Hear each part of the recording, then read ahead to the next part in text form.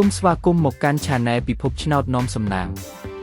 របស់ Admin ថ្ងៃនេះ Admin មានលេខតម្រុយល្អៗរបស់ឆ្នោតយួនសម្រាប់ចែកជូនពុកម៉ែបងប្អូននៅថ្ងៃទី27 ខែ 10 ឆ្នាំ 2025 នេះ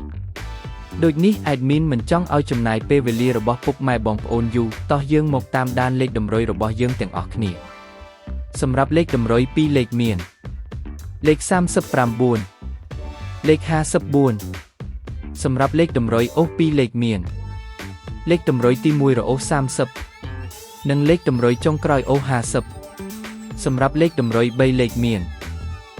505គុណនិង188គុណសម្រាប់លេខតម្រុយថ្ងៃនេះ Admin សូមជូនពរឲ្យពុកម៉ែបងប្អូនជួបតែសំណាងល្អទាំងអស់គ្នាហេងមានលាភមានជ័យ